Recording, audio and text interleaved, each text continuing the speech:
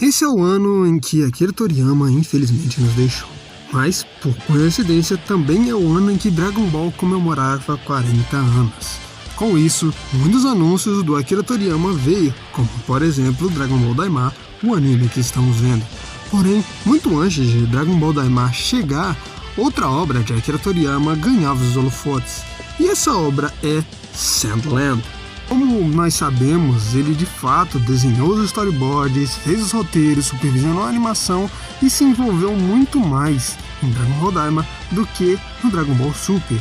Ele mesmo disse que não se envolvia em uma obra de Dragon Ball tanto desde Dragon Ball Z. Então, uma das frases que o mestre disse antes de partir, que ficou na minha cabeça, foi: "Eu estou ansioso para ver como o mundo vai reagir ao meu novo jeito de contar histórias." Então, vendo Sandland, a primeira coisa que ele nos deixou, e depois Dragon Ball Daima, eu não pude deixar de perceber algumas semelhanças no jeito que o mestre estava tendo para contar as novas histórias. Infelizmente, nunca saberemos como seriam os próximos arcos de Dragon Ball Super, caso o mestre continuasse contando as histórias pra gente. Porém, eu quero observar algumas semelhanças que eu andei reparando em Dragon Ball Daima e Sandland, ou seja, algumas semelhanças no novo jeito do mestre contar histórias. Número 1. Veículos. Akira Toriyama sempre foi fascinado em veículos. Não à toa, ele fez muito bem seus maquinários. Em Dragon Ball clássico era inegável que, embora o traço dos humanos fosse consideravelmente simples, os traços de veículos que Akira Toriyama fazia realmente impressionavam qualquer um.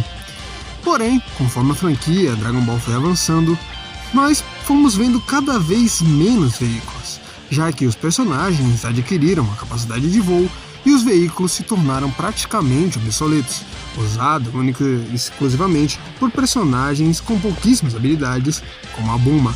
Porém, Sandland, Akira Toriyama trouxe seu amor por veículos novamente, até porque Akira Toriyama falou que uma das inspirações para criar Sandland foi porque ele estava ansioso para ficar desenhando tanques. Sim, ele estava ansioso para desenhar tanques.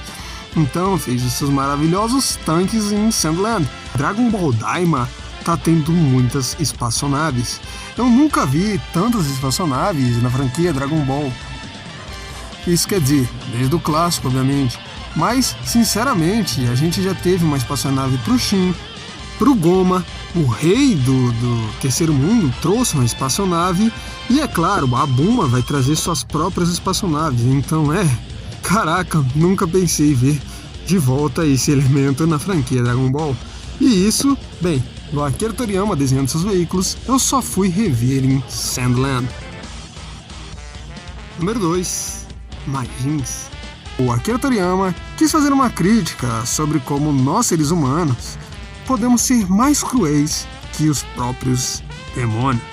Então, por isso, ele faz com que em Sandland os demônios façam coisas bobas, como, por exemplo, dormir tarde, não escovar os dentes, não guardar os brinquedos.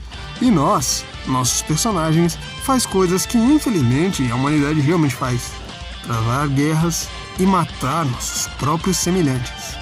E seja por conveniência ou não, é válido destacar que o Dragon Ball Daima está focando no mundo dos Majins, e nós estamos vendo que eles não parecem tão maus, quer dizer, pelo menos não todos.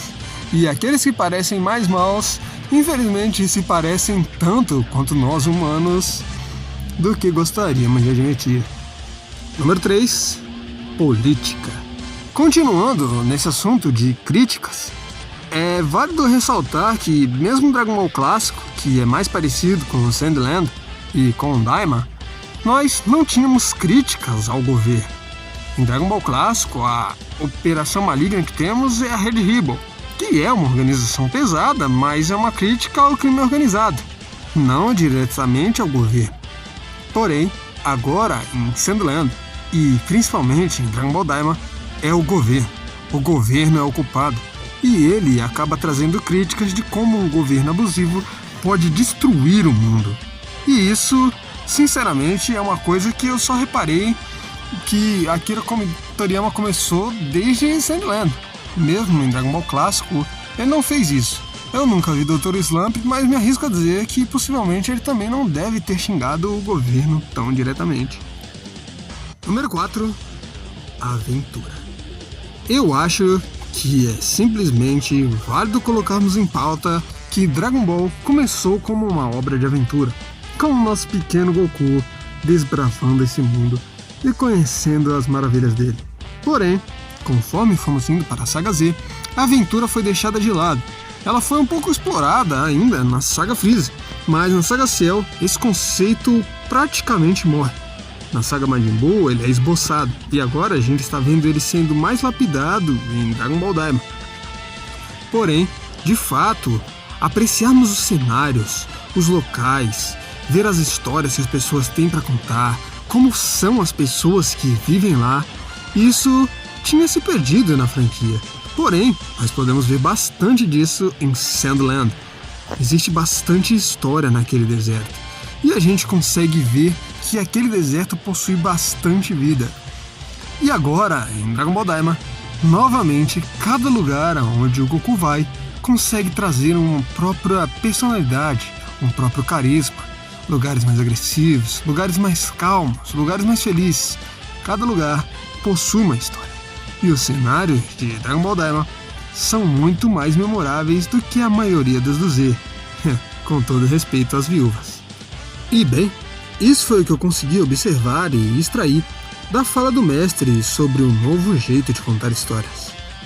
Realmente é fascinante e intrigante como o mestre tem se aprimorado, fazendo com que nos apegamos a lugares, paisagens, críticas e detalhes. Bom, esse foi o vídeo. Espero que tenham gostado. Fiquem com Deus e até a próxima.